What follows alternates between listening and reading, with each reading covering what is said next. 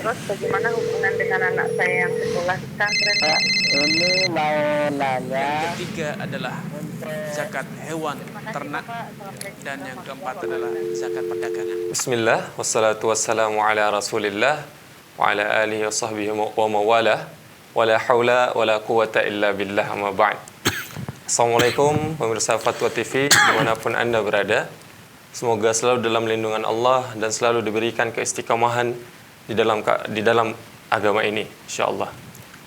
Alhamdulillah telah berjumpa lagi bersama kita di program kesayangan kita Live Interaktif Bekal Muslim dengan tema fikih jual beli dan muamalah kontemporer lainnya yang insyaallah akan dibimbing langsung oleh Dr. Muhammad Arifin Badri hafizahullah taala.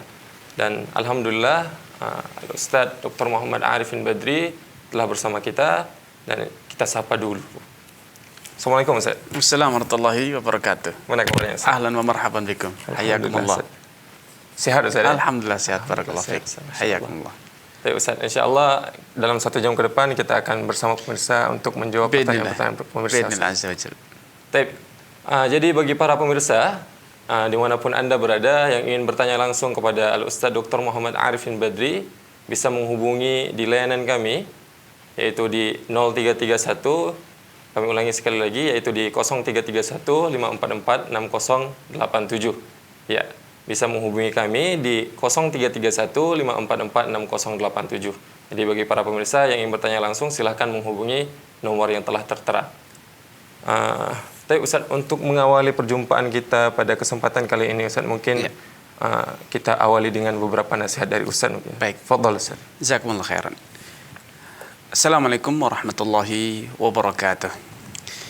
Innal hamdalillah nahmaduhu wa nasta'inuhu wa nastaghfiruh wa na'udzu billahi min shururi anfusina wa sayyiati a'malina may yahdihillahu fala mudilla lahu wa may yudlil fala hadiya lahu. Asyhadu an la ilaha illallah wahdahu la syarika lah wa asyhadu anna Muhammadan abduhu wa rasuluhu amma ba'd. Pemirsa Fatwa TV dimanapun Anda berada, dalam menjalani kehidupan, pasang surut kehidupan selalu terjadi. Ada suka, ada duka. Namun bagi seorang muslim, apapun yang terjadi, dia senantiasa optimis, berbaik sangka bahwa semua itu terjadi atas kehendak Allah dan itu semua adalah pilihan Allah Subhanahu wa taala. Dan karena itu adalah pilihan Allah, maka seorang muslim senantiasa optimis bahwa apapun yang terjadi, walaupun pahit, walaupun pedih, walaupun menyakitkan, walaupun sulit rasanya, pasti membawa hikmah, membawa banyak manfaat. Rasulullah SAW bersabda, ajaban li amril mu'min. Sungguh urusan seorang muslim itu, seorang yang beriman, itu sungguh menakjubkan. Kalau ditimpa kesenangan, dia bersyukur, maka kesenangan itu membawa kebaikan. Membawa kebaikan baginya. Dan kalau dia ditimpa dharra, sesuatu yang menyusahkan, menyedihkan, dia sabar. Fakana khairun lah, maka kesusahan itu akhirnya membawa kebaikan pula. Karena dia jalani, dia terima, dia hadapi dengan kesabaran, dengan husnudzan, berbaik sangka kepada Allah Subhanahu wa taala. Ini kunci dalam hidup agar kita senantiasa bahagia. Ini yang bisa sebagai pembuka kita di acara kita di kesempatan yang berbahagia. Allah taala. Syukran Ustaz, jazakallah khairan Ustaz. Jadi bagi para pemirsa, layanan telepon kita telah kita buka, bisa menghubungi kita di nomor layanan kita di 0331 544 6087. Dan Ustaz, telah ada telepon yang masuk Ustaz. Baik. Ya, kita angkat dulu Ustaz ya. Ya. Ya. Assalamualaikum Fatwa TV. Dengan siapa di mana? Dengan Lia, Ibu Lia. Ya, Ibu Lia dari mana Ibu? Jakarta. Ya, Baik. dari Jakarta Bu ya. Ya, silahkan Ibu pertanyaannya. Ya, Assalamualaikum Ustaz. Waalaikumsalam warahmatullahi wabarakatuh. Silakan Ibu. Pak Ustaz, saya mau tanya. Saya punya gedung, mau Baik. menyewakan Ya. untuk keperluan rumah makan. Mm-mm. Nah, setelah dinegosiasi, penyewa tersebut tidak bisa kita kasih angka pasti untuk biaya sewa per bulan. Lalu sampai ke persetujuan dengan persentase. Bolehkah kita mengasih harga sewa sesuai persentase, misalnya gini, per bulan harga sewanya 20% dari hasil pendapatan? Ya, baik. Nah, kedua, apakah harus kita menyebutkan minimal minimal dan maksimal uang sewa yang harus disetorkan ke kita. Baik Ibu. Ya. Oke, Ustaz. Oh iya. Ya, terima kasih. Baik Ibu Lia di Jakarta ya. Barakallahu fikum wa jazakumullah khairan atas kebersamaannya di kesempatan yang berbahagia ini. Semoga Allah Subhanahu wa taala senantiasa menambahkan taufik hidayah kepada Ibu Lia, keluarga dan juga seluruh pemirsa Fatwa TV dimanapun Anda berada. Dalam skema sewa menyewa, kita bisa menggunakan skema sewa menyewa putus, alias kegunaan gedung kita dia gunakan dalam tempo waktu yang disepakati dan imbalan yang disepakati pula. Berapapun dia dapat keuntungan ataupun bisa jadi dia rugi, tetap uang sewanya fix. Itu opsi pertama. Opsi kedua, kita bisa menjalin kerjasama musyarakah, sehingga gedung kita dia gunakan, dia manfaatkan untuk berwirausaha dengan misalnya tadi berjualan rumah makan ya. Kemudian di akhir bulan selalu ada laporan penjualan, ada biaya operasional, dan kemudian ada keuntungan. Dari keuntungan tersebut kemudian ada pembagian komisi keuntungan. Ini dengan skema yang kedua ini disebut dengan skema musyarakah ya. Alias kita store modal berupa hak guna bangunan dan kemudian akan mendapatkan fee atau komisi keuntungan dalam persentase tertentu. Bila ini disepakati maka tidak masalah, dengan catatan fee-nya itu berupa keuntungan bersih, bukan keuntungan kotor. Sehingga skema yang digunakan adalah skema musyarakah ya. Sehingga tidak ada angka final, yang ada adalah persentase yang final. Misalnya 10%, 20% dari keuntungan bersih, bukan penghasilan kotor. Kalau ini yang disepakati maka ini menggunakan skema musyarakah ya. Dan itu insya Allah halal, sehingga Ibu Lia bisa menggunakan satu dari dua opsi tersebut. Ya wallahu ta'ala a'lam. Jazakumullah khairan Ustaz atas jawabannya, dan kami ucapkan terima kasih banyak kepada Ibu Lia atas kebersamaannya. Semoga jawaban dari Ustaz bisa menjawab pertanyaan dari Ibu. Ustaz, untuk sambil menunggu telepon yang masuk, Ustaz, kita bacakan beberapa pertanyaan yang telah masuk di redaksi kita, Ustaz. Baik. Apa hukumnya mengikuti undian berhadiah, Ustaz? Caranya menukar kupon. Ini dari Ibu Endah di Palembang, Ustaz. Baik, ya, terima kasih kepada Ibu Endah di Palembang ya, benar, atas kebersamaannya. Semoga Allah SWT menambahkan taufik hidayah kepada Ibu, keluarga dan juga seluruh pemirsa Fatwa TV dimanapun Anda berada. Undian berhadiah dengan menuliskan data di kupon dan kemudian mengirimkan atau memasukkan dalam kotak. Bila itu undian itu dilakukan secara terbuka, alias siapapun bisa mendapatkan kupon itu tanpa harus membayar sejumlah uang. Alias betul-betul kupon itu dibagikan secara cuma-cuma, kemudian diundi secara terbuka, maka insya Allah tidak masalah. Karena ini semacam hibah murni ya. Walaupun mungkin untuk mendapatkan hadiahnya dengan menjawab beberapa pertanyaan, maka tidak masalah, karena tidak ada unsur judi ataupun riba di sana. Tetapi ketika untuk mendapatkan kupon itu kita harus membayar sejumlah uang atau membeli sejumlah produk baru bisa mendapatkan kupon, maka ini ada unsur perjudian, karena Anda membeli sejumlah produk atau membayar sejumlah uang agar bisa mendapatkan kesempatan dalam undian tersebut. Padahal Anda tidak ada jaminan dapat hadiah, sehingga bisa dapat bisa tidak. Adanya gambling semacam ini, padahal Anda telah membayar sejumlah uang, bisa dapat bisa tidak, ini termasuk perjudian ya. Sehingga adanya kupon semacam ini tidak boleh. Tetapi kadang di pasaran ada produk-produk yang memang siapapun yang membeli produk tersebut dia bisa mendapatkan kupon, misalnya dengan menggunting ujung kemasan atau di dalam kemasan itu ada produk. Anda memang butuh produk tersebut, misalnya sabun atau yang lainnya. Ketika Anda membeli, maka akan dapat kupon secara otomatis. Bila Anda membeli produk itu memang betul-betul karena butuh produknya, bukan karena ingin mendapatkan kuponnya. Memang Anda butuh pada produk, ada kupon ataupun tidak, ada undian ataupun tidak, Anda membeli produk tersebut. Maka ketika memang tujuan Anda membeli produk tersebut bukan mendapatkan kupon, dan kemudian Anda dapat kupon dan Anda isi, Anda kirimkan atau Anda masukkan dalam kotak dan kemudian diundi, maka tidak masalah Anda mendapatkan hadiahnya. Karena tidak ada tujuan untuk membeli membeli kupon tersebut. Sehingga dari gambaran tadi, ada kupon atau tidak, Anda tetap beli produk, maka tidak masalah karena tidak ada niatan untuk mengikuti perjudian. Padahal Nabi SAW telah menyatakan innamal a'malu binniyat. Setiap amalan itu pasti disertai dengan niat, tujuan dan maksudnya. Wa innamal likulli imrin ma nawa, dan setiap orang itu akan mendapatkan perlakuan hukum, mendapatkan konsekuensi hukum sesuai dengan apa yang ada dalam niatnya. Karenanya bila sekali lagi Anda membeli produk hanya karena ingin mendapatkan kupon, atau karena ada kupon akhirnya Anda membeli produk, Anda tidak ada kupon tersebut, Anda tidak ada undian, Anda tidak membeli produk itu, tapi memilih produk lain, maka di sini ada unsur perjudian sesuai dengan niat Anda. Tetapi ketika tidak ada niat itu, ada undian atau tidak, Anda akan membeli produk itu untuk keperluan Anda, memang butuh, maka tidak masalah Anda membeli produk itu, walaupun akhirnya dapat kupon dan kemudian Anda ikut dalam undian tersebut karena perbedaan niat yang ada dalam hati Anda. Wallahu taala a'lam. Jazakallahu khairan Ustaz. Barakallahu fiik. Ustaz, untuk zaman sekarang ini Ustaz, kita sering mendengar istilah giveaway yang ada di media sosial. Dan mereka biasanya untuk mempromosikan produk mereka atau mempromosikan akun-akun mereka memberikan giveaway Ustaz, dengan persyaratan untuk memfollow dan sebagainya Ustaz, atau membagikan ini dan itu Ustaz. Itu bagaimana Ustaz? Apakah undian ini Ustaz?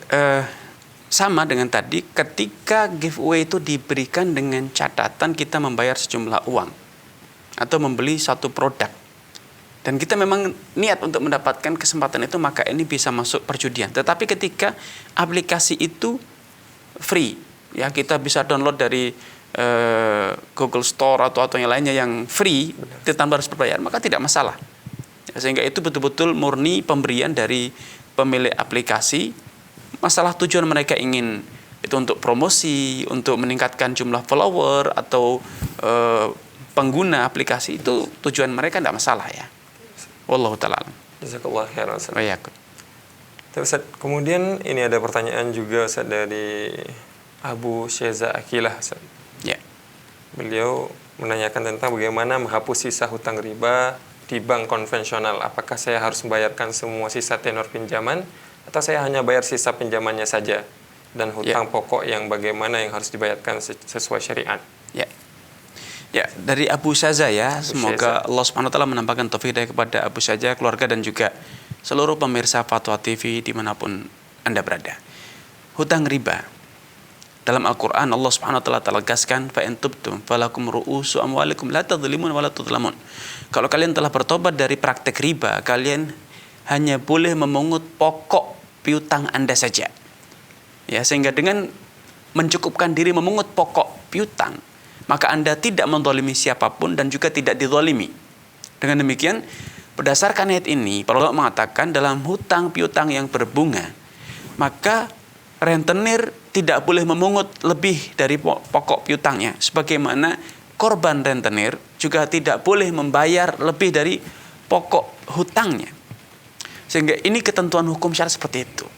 Adapun kemudian dalam praktek hukum konvensional atau hukum positif diistilahkan oleh masyarakat, kalau Anda tidak melunasi hutang Anda, walaupun itu adalah bunga dari pokok hutang Anda akan diperkarakan secara hukum, dipenjarakan, berurusan dengan debt collector atau dengan aparat yang penegak hukum misalnya, maka itu adalah konsekuensi hukum positif.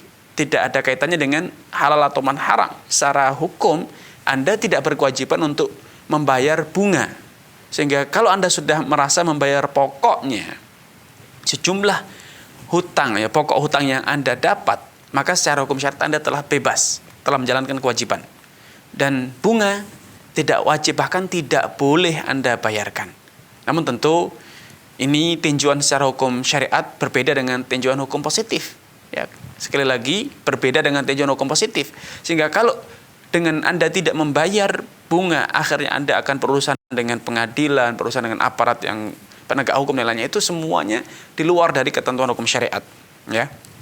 Sehingga kalau memang Anda merasa bisa dengan 1-2 cara, misalnya ada celah hukum yang bisa Anda gunakan untuk Anda tidak membayar bunga, maka Anda boleh ya tidak membayar bunga tersebut secara hukum syariat. Dan bahkan memang tidak boleh ya membayar bunga.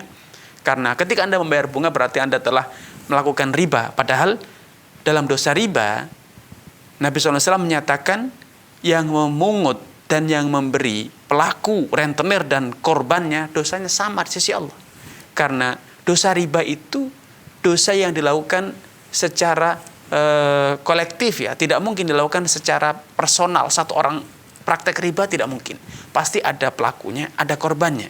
Dan kata Nabi, hum fil itsmi sawa. Dosa mereka itu sama. Yang memakannya ataupun yang memberinya, yang menjadi saksinya atau menjadi juru tulisnya, semuanya sama.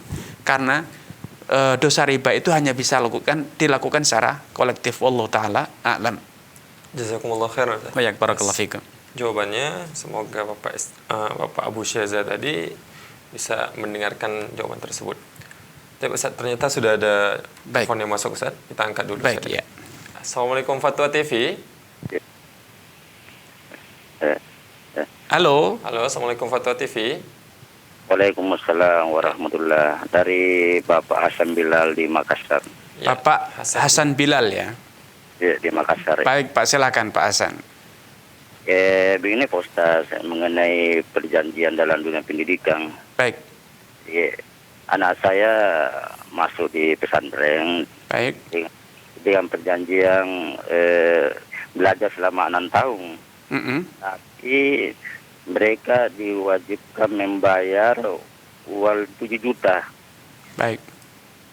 7 juta dengan perjanjian selama dia berhasil di pesantren selama 6 tahun, maka uang itu akan kembali. Baik. Tapi kalau anak saya ini misalnya keluar atau sakit, maka uang itu tidak akan kembali. Bagaimana model perjanjian ini, Ustaz? Baik, Pak. Jadi kalau berhasil justru malah uang kembali, Pak ya? Iya. Ya. Baik. Sudah cukup, Pak? Iya. Baik, terima kasih kepada Pak Hasan Bilal di Makassar. Semoga Allah SWT menambahkan taufik, hidayah kepada Pak Hasan Bilal, keluarga dan juga Anda seluruh pemirsa Fatwa TV dimanapun Anda berada. Kalau faktanya adalah bila siswa berhasil, maka uang itu akan kembali. Maka ini betul-betul murni sosial. Sehingga keberadaan uang 6 juta atau berapapun itu hanya sekedar untuk memberikan stressing, penekanan agar si anak serius. Dan orang tua atau wali bersungguh-sungguh untuk memberikan motivasi, mengkondisikan putranya agar bisa menyelesaikan pendidikannya. Kalau berhasil maka itu adalah sosial murni. Ya. Tetapi ketika tidak berhasil, gagal, keluar ataupun putus di tengah jalan, apapun alasannya, sakit atau memang tidak mampu meneruskan, maka uang tersebut tidak kembali. Ini tidak masalah karena ini adalah akad ja'alah ya. Akad ja'alah. Kalau berhasil pendidikan maka free, kalau tidak berhasil berarti tidak free tapi harus membayar sejumlah uang. Dan itu ketika disepakati oleh kedua belah pihak tanpa ada paksaan maka akadnya halal. Rasulullah SAW bersabda, al-muslimuna ala syurutihim. Setiap kaum muslim itu berkewajiban menunaikan komitmen yang telah mereka sepakati. Illa syaratan ahalla haraman au harama halal, kecuali satu komitmen, satu persyaratan yang menjadikan Anda menghalalkan yang haram, melanggar yang haram ataupun mengharamkan yang halal. Ini yang tidak boleh dipenuhi. Tetapi selama itu adalah suatu kesepakatan yang tujuannya baik, tidak ada yang dilanggar secara hukum syariat, maka berarti Anda sebagai seorang muslim berkewajiban secara syar'i memenuhi kesepakatan tersebut. Apalagi kalau dilihat dari tujuan tadi ya, adanya semacam uang jaminan agar siswa termotivasi, orang tua juga termotivasi untuk berhasil. Ini adalah satu tujuan yang baik. Dan tidak ada wallahu ta'ala satu prinsip ataupun satu ketentuan hukum yang terlanggar dengan kesepakatan itu. Maka hukumnya boleh ya, dan itu menjadi satu kesepakatan yang mengikat, harus dijalankan oleh kedua belah pihak. Wallahu ta'ala a'lam. Jazakallah khairan Ya, atas jawabannya, dan kami ucapkan terima kasih banyak atas kebersamaan Bapak Hasan Bilal. Semoga jawaban dari Ustadz bisa menjawab pertanyaan yang telah Bapak tanyakan tadi. Ustadz, kemudian kita jawab pertanyaan dari M. Muklis, Ustadz. M. Muklis dari Provinsi Lampung, Ustadz. Ya. Beliau mempertanyakan tentang Assalamualaikum Ustadz, Anda mau tanya, ada teman ngajak arisan motor dengan metode bayar di muka 7 juta, sisanya diangsur 310.000 per bulannya, Ustadz, selama 2 tahun. Misal saya beli motor 17 juta, saya bayar di muka 7 juta, lalu motor sudah di tangan, dan saya mulai membayar angsuran 310.000 per bulan selama 2 tahun, Ustadz. Jadi total yang saya bayar sampai selesai nantinya 18.160.000, ada kelebihan dari harga motor sebesar 1.160.000. Pertanyaannya, apakah boleh arisan seperti ini, Ustaz? Dan apakah ada unsur ribanya? Baik. Dari saudara? Dari saudara Muhammad Mukhlis, Bangkunan, Kabupaten Pesisir Barat. Muhammad Mukhlis, ya. Tapi sepertinya Ustaz sudah ada telepon yang masuk. Oke, Ustaz. kita angkat dulu. Telepon terlebih dahulu, ya. Telepon terlebih dahulu. Ya. Assalamualaikum Fatwa TV. Waalaikumsalam warahmatullahi wabarakatuh. Ya, dengan Bapak siapa di mana? Dengan Bapak Wawan dari Tangerang Selatan. Bapak Wawan, ya? Ya. Silakan Pak, pertanyaannya Pak. Apa hukum melakukan pre-order di marketplace? Baik. Yang barangnya kita pesan dan barangnya tersebut akan sampai 1 hingga 2 bulan. Iya. Pembayarannya tunai di muka? Tidak. Kita bayar ke marketplace dan uangnya itu cair ke penjual. Baik. Ketika Anda melakukan order, Anda akan melakukan pembayaran, ya? Iya. Iya. Pembayarannya tunai. Lunas, tidak ada yang terhutang. Ditahan di marketplace. Faham. Tapi ketika Anda order, Anda melakukan pembayaran tunai. Iya, tunai. Baik. Sudah cukup? Cukup. Baik.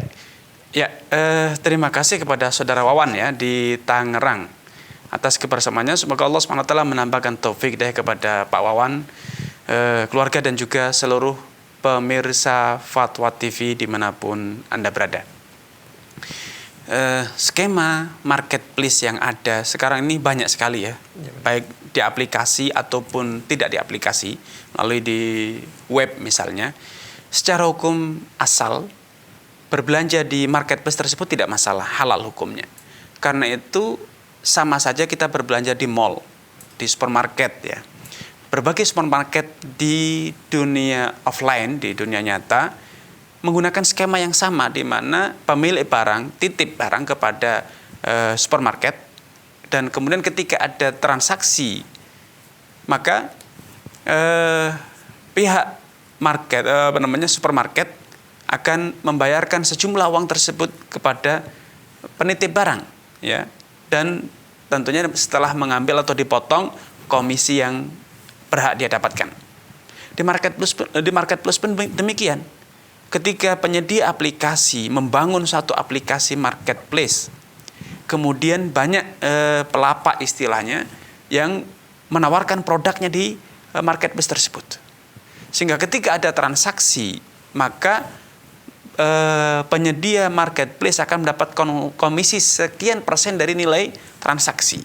Ini tidak masalah kerjasama semacam ini.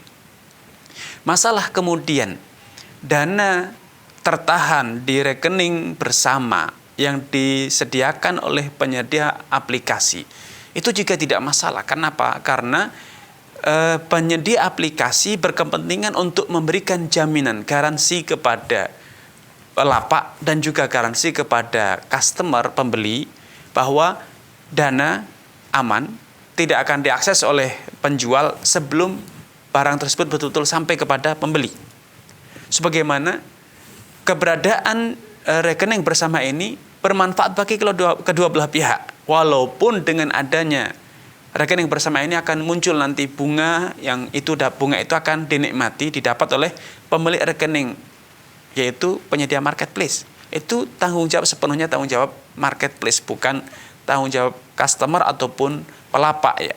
Sehingga secara hukum asal maka ini halal, karena status dari marketplace itu dia menjadi perwakilan dari penjual sekaligus perwakilan dari pembeli.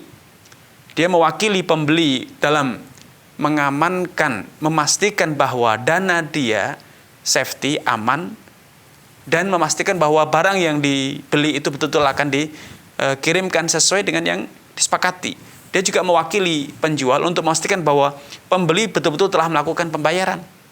Sehingga ketika penjual mengirimkan barang, dia dalam kondisi mendapatkan kepastian bahwa pada waktunya setelah barang itu sampai kepada pembeli, penjual akan mendapatkan sejumlah uang senilai dengan barang yang dia jual. Dan ini tidak masalah secara hukum syariat, karena ini sudah disepakati kedua belah pihak atau semua pihak ya, untuk adanya skema kerja sama semacam ini, dan itu sekali lagi halal, tidak masalah. Wallahu taala a'lam. Jazakumullah khairan atas jawabannya Ustaz ya. Kemudian kami ucapkan juga terima kasih banyak kepada Bapak Wawan atas kebersamaannya. Baik, tadi Pak Mukhlis tadi ya. Oh ya, untuk pertanyaan Pak Mukhlis Ustaz, kita lanjutkan. Baik, Ustaz. Ya, pertama saya ucapkan barakallahu fiik wa jazakumullah khairan kepada Pak Mukhlis atas kebersamaannya. Semoga Allah Subhanahu wa taala menambahkan taufik hidayah kepada Bapak Mukhlis, kepada keluarga dan juga seluruh pemirsa Fatwa TV dimanapun Anda berada. Skema arisan atau praktek arisan di masyarakat itu ada beberapa model. Model pertama, ketika arisan itu betul-betul langsung kepada penjual. Ya, langsung kepada penjual. Sekian orang berkumpul, kemudian membayar uang muka, kemudian setiap bulan masing-masing akan melakukan cicilan ya. Kenapa? Karena setiap orang setelah mendapatkan undian dan dialah yang berhak mendapatkan arisan tersebut, dia akan membayarkan sejumlah atau sisa pembayaran yang belum dia lunasi. Kalau ketika ini terjadi langsung dengan penjual, maka tidak masalah, asalkan tidak ada denda keterlambatan. Itu sama saja hanya sekedar berjual beli dengan pembayaran tertunda. Jual beli dengan pembayaran tertunda itu hukum asalnya halal, walaupun nilai transaksinya menjadi lebih mahal dibanding nilai tunai. Itu tidak masalah, asalkan sekali lagi tidak ada denda keterlambatan. Ini model pertama. Model kedua, ketika arisan itu ada koordinatornya, dan setelah dana terkumpul, barulah koordinator itu membelikan barang kepada dealer atau toko misalnya. Maka keberadaan tiga pihak yang berbeda ini menjadi sumber masalah. Kenapa? Karena antara yang berkomitmen menyediakan kendaraan bermotor, yaitu motor tadi, dengan harga uang mukanya 7,5 juta, kemudian cicilan per bulannya sekian rupiah selama 2 tahun, padahal koordinator arisan ini tidak memiliki barang. Ya, tidak memiliki barang. Sedangkan pembeli atau peserta arisan juga tidak melakukan pembayaran tunai, dia hanya membayar uang muka, dan kemudian ketika muncul namanya dia akan melakukan cicilan. Sehingga di sini terjadi praktek jual beli tertunda, barang tertunda dengan pembayaran tertunda pula. Sehingga ini termasuk hal yang terlarang ya. Sehingga ketika arisan itu dilakukan oleh seorang koordinator, sedangkan barang yang diperjualbelikan itu milik pihak ketiga, di sini terjadi praktek riba atau celah terjadinya riba. Itu menjual belikan barang yang belum dimiliki dengan pembayaran yang tidak tunai, dan tentunya pasti ada pertambahan nilai, ada harga yang ada markup harga ya. Nah, harganya dinaikkan tidak sesuai dengan harga real. Sehingga ini sudah menjadi celah terjadinya praktek riba seperti yang disepakati oleh para ulama dalam hal jual beli kalik bil kalik, barang tertunda, pembayaran tertunda. Karena itu saya lebih menyarankan bila memang ingin membeli motor ya, ataupun mengadakan arisan, buatlah arisan secara langsung dengan pemilik barang, yaitu dealer ataupun toko, sehingga transaksi antara yang memenangkan arisan, yang mendapatkan giliran itu transaksinya langsung dengan pemilik barang, bukan dengan orang ketiga yang dia tidak memiliki barang. Wallahu ta'ala a'lam. Jazakumullah khairan Ustaz atas jawabannya Ustaz ya. Semoga Bapak Mukhlis dari Provinsi Lampung bisa mendengarkan jawaban tersebut dan bisa mengamalkannya nantinya. Jadi bagi para pemirsa Fatwa TV dimanapun Anda berada, ya kami ingatkan kembali bahwasanya acara ini merupakan acara live interaktif. Jadi para pemirsa di rumah bisa bertanya langsung kepada Ustaz Dr. Muhammad Arifin Badri di layanan kami di 0331 544 6087. Kami ulangi sekali lagi, bisa menghubungi kami secara langsung untuk mempertanyakan persoalan kepada Ustaz Dr. Muhammad Arifin Badri di layanan kami di 0331 544 6087. Dan pastinya pastinya kami ingatkan kembali kepada para pemirsa untuk menanyakan pertanyaan yang sesuai dengan tema, yaitu pada kesempatan kali ini kita membahas tentang fikih jual beli dan muamalah kontemporer. Ya, terima kasih. Kemudian Ustaz, ini ada pertanyaan Ustaz dari Ummu Amira di Malang Ustaz. Afwan, Anda mau bertanya mengenai diskon di salah satu aplikasi yang menyediakan jasa untuk pengantaran makanan gitu Ustaz. Sebagai reward yang diberikan dari atas reward yang diberikan oleh mereka, namun kita tidak menggunakan uang virtualnya Ustaz. Jadi kita bayar tunai dan mereka berikan reward untuk kita Ustaz. Ya. Bagaimana Ustaz jawabannya Ustaz? Baik, dari Ummu Amira ya. Ummu Amira Ustaz. Ya, barakallahu fiik wa jazakumullahu khairan kepada Ummu Amira atas kebersamaannya. Semoga Allah Subhanahu wa taala menambahkan taufik hidayah kepada Ummu Amira, keluarga dan juga seluruh pemirsa Fatwa TV dimanapun Anda berada. Ketika kita menggunakan berbelanja dengan menggunakan dompet virtual ataupun layanan ojek online misalnya ojol, seringkali memang dari mereka menyediakan bonus, diskon ataupun hadiah untuk memotivasi masyarakat bertransaksi menggunakan layanan mereka. Kalau itu terjadi diberikan kepada semua pengguna tanpa harus top up terlebih dahulu, tanpa harus menyimpan dana terlebih dahulu di aplikasi mereka, maka ini tidak masalah. Namun ketika hadiah tersebut, reward tersebut diberikan hanya kepada orang-orang yang telah terlebih dahulu top up, sehingga ketika dia berbelanja, dia akan menggunakan top up yang telah dibayarkan atau dilakukan ya menggunakan dompet virtual tersebut, maka ini potensi menjadi riba ya. Bagaikan ketika Anda bertransaksi menggunakan kartu bank tertentu ya.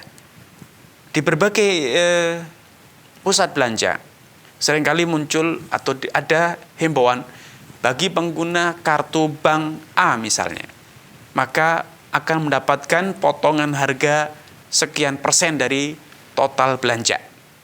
Nah, adanya diskon-diskon bagi pengguna kartu tertentu, ini adalah sebuah riba. Karena dana tersebut, potongan tersebut akan ditanggung oleh bank tempat dia menyimpan dananya. Sehingga adanya potongan, diskon tersebut adalah bagian dari keuntungan yang didapat akibat dia menyimpan dana, menghutangkan dana kepada bank tersebut. Dengan demikian ketika Anda mendapatkan reward, potongan harga, bebas ongkos kirim, atau yang lainnya, karena Anda telah melakukan transaksi secara online dan Anda telah memiliki sejumlah dana yang tersimpan di dompet virtual, semacam yang banyak sekarang di masyarakat, maka berarti keuntungan tersebut, bonus, reward, bebas ongkos kirim tersebut Anda dapat akibat dari adanya sejumlah dana yang Anda hutangkan, Anda simpan di penyedia aplikasi itu. Dan ini adalah riba karena tagih fikhi, dana yang Anda simpan dalam bentuk top up ataupun rekening di bank itu dikatakan oleh para ulama sebagai piutang ya, karena dana itu akan Anda klaimkan di suatu hari untuk melakukan transaksi-transaksi ya, dengan cara menggunakannya sebagai pembayaran di berbagai transaksi, bahkan di berbagai aplikasi dompet virtual Anda bisa menariknya secara tunai di merchant-merchant yang telah mereka tunjuk. Jadi ini sebagai bukti nyata bahwa top up tersebut adalah suatu piutang yang Anda berikan atas dompet virtual. Sehingga ketika dompet virtual memberikan potongan harga, bebas ongkos kirim, maka bonus tersebut itu adalah satu keuntungan yang Anda dapat atas piutang yang Anda berikan. Padahal dalam hadisnya Rasulullah SAW telah menegaskan kullu qardin jara naf'an fahuwa riba. Setiap piutang yang mendatangkan keuntungan maka itu adalah riba. Wallahu taala a'lam. Jazakumullah khairan Ustaz atas jawabannya. Kita jawab telepon yang masuk Ustaz. Ternyata sudah ada telepon yang masuk Ustaz ya. Ya. Assalamualaikum Fatwa TV, dengan siapa di mana? Saya dengan Ibu Intan di Sambas. Ibu Intan ya. Ya, silakan Ibu. Begini, saya kan punya dana deposito. Baik. Ya, dana deposito di sebuah bank syariah. Ya.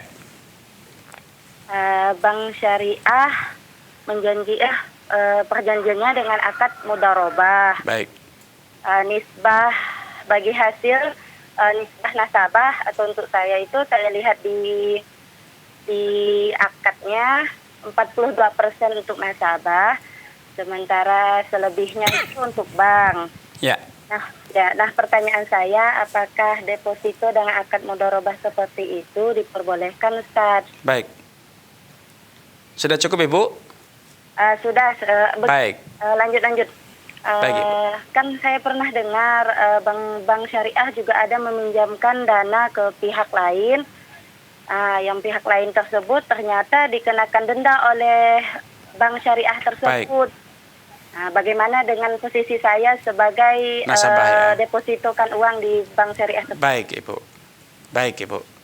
Oke. Ya, Ibu. Ya, terima kasih kepada Ibu Intan atas kebersamaannya. Semoga Allah Subhanahu wa taala menampakkan taufik, hidayah dan inayah kepada Ibu Intan, keluarga dan juga seluruh pemirsa Fatwa TV dimanapun Anda berada. Para ulama kontemporer ya telah bersepakat bahwa, atau kalau bisa tidak bersepakat, artinya mayoritas ulama kontemporer telah menegaskan bahwa dana yang tersimpan di perbankan, dana nasabah yang disimpan di perbankan baik dengan skema piutang, tabungan ataupun yang lainnya, itu mereka sepakati itulah sebuah dana yang ditanggung oleh pihak perbankan, atau dengan kata lain itu adalah sebuah piutang. Ya, sehingga karena itu adalah dianggap sebagai sebuah piutang, maka keuntungan apapun yang didapat oleh nasabah itu adalah riba. Baik keuntungan berupa pertambahan nilai, ada bunga sekian persen setiap bulan atau setiap tahun, kemudian juga keuntungan berupa undian hadiah, kesempatan umroh, haji, mendapatkan kendaraan dan lainnya, itu semua adalah dianggap riba. Adapun klaim oleh sebagian perbankan syariah yang menyatakan bahwa skema akad yang mereka gunakan adalah skema mudharabah bagi hasil. Ya, ini menurut pengalaman saya dan juga berbagai diskusi yang saya lakukan dengan para praktisi, belum sepenuhnya memenuhi kriteria bagi hasil. Kenapa? Karena Anda ketika menyimpankan sejumlah uang dengan skema bagi hasil, secara otomatis bulan pertama akan segera mendapatkan keuntungan. Padahal secara de facto bisa jadi dananya dana nasabah tersebut, ya, misalnya Ibu Intan, dana tersebut belum berhasil disalurkan oleh perbankan kepada pengusaha. Namun ketika dana itu serta-merta langsung mendapatkan bagi hasil, maka ini menjadi satu kritikan tersendiri, ya, yang menjadikan kita kurang bisa mempercayai bahwa perbankan betul-betul menggunakan skema bagi hasil, ya, karena buktinya dana belum sempat disalurkan tapi sudah ada keuntungan yang didapat. Yang kedua, dalam skema mudharabah bagi hasil dalam Islam, pemodal atau mudharib, rabbul mal, pemodal itu harusnya siap menanggung kerugian kalau ternyata unit usaha yang dibiayai oleh perbankan tersebut gagal, mengalami kerugian. Namun ternyata tidak pernah ada opsi gagal bayar atau opsi gagal usaha, apalagi opsi sampai dana nasabah menjadi berkurang Nah ini tidak pernah ada walaupun di perbankan syariah. Karena itu Allah Ta'ala alam akan lebih selamat bagi Ibu Intan dan yang lainnya dalam kondisi ini untuk menggunakan rekening wadiah ya. Alhamdulillah di berbagai perbankan syariah, terutama di perbankan syariah yang plat merah ya miliknya pemerintah seperti BNI Syariah, Bank Syariah Mandiri dan yang serupa, sudah ada opsi rekening yang namanya rekening wadiah, sehingga tidak ada bagi hasil, tidak ada keuntungan, betul-betul zero, dan juga tidak ada biaya administrasi, zero semuanya, sehingga berapapun dana yang disimpan tidak ada kewajiban bagi hasil oleh bank dan juga tidak ada kewajiban administrasi dari nasabah. Ini opsi yang paling selamat saya sarankan kepada seluruh kaum muslimin untuk meninggalkan bank konvensional dan betul-betul menggunakan layanan fasilitas bank syariah yang dinamakan dengan wadiah, sehingga bebas dari riba dan juga Anda bisa mendapatkan berbagai kemudahan yang sewajarnya Anda dapatkan ketika Anda membuka rekening di berbagai perbankan konvensional. Wallahu ta'ala a'lam. Jazakumullah khairan Ustaz atas jawabannya, dan kami ucapkan terima kasih banyak kepada Ibu Intan atas kebersamaannya. Dan Ustaz, sepertinya sudah ada telepon yang masuk kembali. Baik, kita Ustaz, angkat. Ya. Assalamualaikum Fatwa TV. Halo, Assalamualaikum Fatwa TV. Waalaikumsalam warahmatullahi. Ya, dengan Ibu siapa di mana? Dengan Umu Yusuf dari Depok. Ya. Umu Yusuf dari Depok. Umu Yusuf, silakan Umu Yusuf. Ya, Ustadz, Afwan mau tanya. Baik. Kalau investasi emas itu diperbolehkan nggak dalam Islam? Baik. Kan kita beli emas misalnya 1 gram 750.000, sedangkan kalau kita perlu kita jual ada potongan harga gitu, Ustadz. Baik, Ibu. Ya, atau investasi apa yang halal untuk orang Islam gitu? Baik, Ibu. Syukran ya Ustadz. Assalamualaikum. Waalaikumsalam. Ya, terima kasih kepada Umu Yusuf di Depok atas kebersamaannya. Semoga Allah SWT menambahkan taufik hidayah kepada Umu Yusuf, keluarga dan juga seluruh pemirsa Fatwa TV dimanapun Anda berada. Investasi dalam bentuk emas ataupun barang berharga lainnya, logam mulia lainnya yang akan mudah untuk dijual kembali ketika butuh, itu secara hukum asalnya halal. Sehingga Umu Yusuf atau yang lainnya membeli emas di pasaran, kemudian emas yang dibeli itu disimpan, ketika dibutuhkan akan dengan mudah dicairkan kembali, itu halal ya, selama pembeliannya tunai. Anda membeli emas 10 gram misalnya dengan pembayaran tunai, atau 1 gram seperti tadi gambarkan senilai 750.000, kemudian nanti ketika dibutuhkan dijual kembali, walaupun antara nilai jual dan nilai beli akan terjadi selisih, ada fluktuasi harga. Kadang bisa jadi nilai belinya lebih murah dibanding nilai jual. Karena apa? Karena harga emas terus setiap hari naik. Ya. Seperti yang kita ketahui beberapa tahun yang lalu nilai 1 gram emas itu hanya di kisaran 400.000, 500.000. Saat ini harga emas sudah menginjak sampai angka 800.000. Sehingga ketika Anda membeli beberapa tahun silam, sekarang Anda akan mendapatkan pertambahan nilai harga. Atau sebaliknya, ketika Anda baru beli beberapa bulan atau beberapa hari kemudian Anda jual kembali, bisa jadi harga jualnya lebih murah dibanding harga beli, dan itu tidak masalah selama penjualannya ataupun pembeliannya dilakukan secara tunai. Adapun investasi emas seperti yang terjadi di sebagian aplikasi, sebagian investasi emas atau yang diistilahkan dengan berkebun emas, membeli emas tapi tidak pernah terjadi serah terima fisik emas, hanya data saja yang disuguhkan. Anda sudah tercatat memiliki sekian gram di kami, kalau Anda butuh nanti kami serahkan emasnya, kalau tidak ya akan kami jual kembali nanti emasnya, atau Anda kami beli kembali. Ini adalah riba ya, ini adalah riba. Karena jual beli emas namun tidak pernah terjadi serah terima fisik emasnya, ini haram. Adapun masalah investasi lain yang halal, maka banyak ya. Kita beli barang yang mudah diperjualbelikan, misalnya barang-barang yang misalnya saham, sehingga mudah untuk diperjualbelikan di lantai bursa, atau Anda membeli aset, tanah, bangunan, ketika Anda butuh uang bisa dijual, ini atau kendaraan otomotif, atau yang lainnya, selama itu terjadi transaksi tunai dan dengan cara-cara yang dibenarkan, maka halal ya. Tidak harus dalam bentuk emas, tidak harus dalam bentuk barang ya. Bahkan bisa jadi Anda investasi dalam bentuk uang asing. Anda membeli dolar, kemudian secara tunai Anda simpan dolar tersebut, ketika harga dolarnya naik Anda jual, ketika harga turun Anda beli, itu juga tidak masalah ya. Wallahu taala a'lam. Jazakumullah khairan Ustaz. Ya, barakallahu fiik.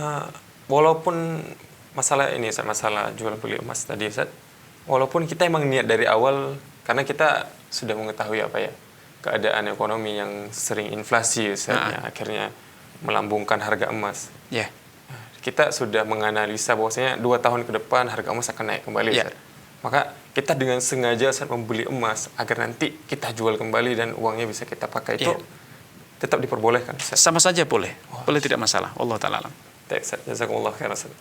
Ya Ustaz, ini ada telepon lagi. Baik. Ustaz. Ya. Kita angkat Ustaz ya. Assalamualaikum Fatwa TV. Ya. Assalamualaikum. Waalaikumsalam warahmatullahi wabarakatuh. Ya, dengan Bapak siapa di mana? Dari Hasan Bilal di Makassar. Hasan Bilal di Makassar. Baik. Ya. Silakan Pak Hasan. Ya, ada teman saya seorang pengacara. Baik. Dalam menangani suatu perkara perdata, biasanya dia berjanji berbuat kesepakatan dengan klimnya. Wah, untuk suatu perkara yang nilainya sekian, menambahkan fee sekian persen apabila dia memenangkan perkara. Ya. Ya, apa yang saya tanyakan, apakah jenis perjanjian semacam ini bagaimana hukumnya, Ustaz? Baik, Pak Hasan. Iya. Sudah cukup, Pak Hasan? Iya. Baik, Pak Hasan. Ya, kembali kami ucapkan jazakumullah khairan wa barakallahu fikum kepada Pak Hasan Bilal di Makassar atas kebersamaannya. Semoga Allah Subhanahu wa taala menambahkan taufik hidayah inayahnya kepada Pak Hasan Bilal, keluarga dan juga seluruh pemirsa Fatwa TV dimanapun Anda berada. Seorang lawyer, pengacara, ketika membuat satu komitmen dengan kliennya bahwa kalau dia memenangkan perkara tersebut, dia akan mendapatkan komisi sekian persen dari nilai acara tersebut atau nilai perkara tersebut. Misalnya jual beli atau kerjasama yang nilainya misalnya 1 miliar, dia akan kalau menang mendapatkan misalnya 20% dari 1 miliar, maka ini tidak masalah. Asalkan itu ada kesepakatan ya, asalkan itu ada kesepakatan yang dilakukan secara sukarela, maka tidak masalah semacam ini, karena ini menggunakan skema ja'alah. Sehingga ketika gagal, dia tidak berhasil, maka dia tidak mendapatkan komisi tersebut, dia hanya mendapatkan biaya normatif untuk biaya perkara saja, misalnya hanya biaya transportasi, administrasi, semuanya itu tidak masalah ya. Maka sekali lagi, karena ini kesepakatannya adalah dilakukan secara sukarela, maka tidak masalah, dengan catatan ya, seorang lawyer hanya boleh melayani klien yang secara kalkulasi data, secara tinjauan data, dia berada di pihak yang benar. Ataupun bila seorang pengacara sudah menganalisa bahwa kliennya ini berada di pihak yang salah, maka lawyer tidak boleh melakukan pembelaan. Kecuali dalam konteks agar kliennya mendapatkan perlakuan hukum yang adil, tidak dibebani dengan tanggung jawab yang di luar ketentuan hukum, tidak dizalimi ya. Maka tidak masalah seperti itu. Tapi ketika dia membela agar kliennya dimenangkan padahal dia di pihak yang salah, maka berarti membela yang salah itu termasuk perbuatan dosa. Ya, termasuk perbuatan dosa, karena itu termasuk tolong-menolong dalam perbuatan yang haram, perbuatan permusuhan ataupun perbuatan melampaui batas atau zalim ya. Dan ini sepakat para ulama, siapapun dia, baik sebagai hakim, pengacara, aparat penegak hukum atau lainnya, tidak boleh membela pelaku dosa atau pelaku kemaksiatan. Wallahu taala a'lam. Jazakumullah khairan Ustaz atas jawabannya, dan Masya Allah Ustaz, tidak terasa ternyata waktu kita sudah habis Ustaz. Masya Allah. Masya Allah. Di akhir penghujung acara Ustaz. Hayakumullah. Kami ucapkan terima kasih banyak Ustaz atas kesediaannya dan atas bimbingannya selama 1 jam yang tadi Ustaz. Ya, tadi Ustaz.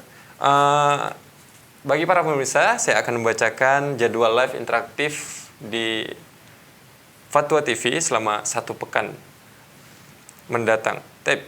Pada hari Senin, kita bersama Ustadz Dr. Muhammad Arifin Badri dengan tema Bekal Muslim, Fikih Jual Beli dan Muamalah Kontemporer, yaitu pada pukul 16 waktu Indonesia Barat. Kemudian pada pukul 18.30 waktu Indonesia Barat kita bersama Al-Ustadz Nizar Sa'ad Jabal dengan tema fikih praktis ilmu waris. Kemudian pada pukul 20 waktu Indonesia Barat kita bersama Al-Ustadz Dr. Musyaffa' Ad-Darini hafizahullah taala dengan tema konsultasi Islam. Kemudian pada hari Selasa pukul 20 waktu Indonesia Barat kita bersama Dr. Muhammad Nur Ihsan dengan tema keimanan, doa dan zikir. Dan pada hari Rabu pukul 16 waktu Indonesia Barat kita bersama Al-Ustadz Anas Burhanuddin dengan tema fikih ibadah. Kemudian pada hari Rabu kembali yaitu pada pukul 20 waktu Indonesia Barat kita bersama Al-Ustadz Dr. Syafiq Reza Basalamah dengan tema konsultasi keluarga. Dan pada hari Kamis kita bersama Al-Ustadz Dr. Abdullah Roy tepatnya pada pukul 20 dengan tema jalan lurus akidah. Pada hari Jumat pukul 17 waktu Indonesia bagian Barat kita bersama Al-Ustadz Dr. Erwandi Tarmizi dengan tema harta haram muamalah kontemporer. Jadi kami ucapkan terima kasih banyak kepada pemirsa yang telah menyempatkan waktunya bergabung bersama kita di acara kesayangan kita, dan kami ucapkan juga terima kasih banyak atas kesediaannya Al-Ustadz Dr. Muhammad Arif Badri atas bimbingannya. Jazakumullah khairan. Assalamualaikum warahmatullahi wabarakatuh. Ya Allah. Terus bagaimana hubungan dengan anak saya yang sekolah di pesantren? Ini mau nanya. Yang ketiga adalah zakat hewan ternak, dan yang keempat adalah zakat perdagangan.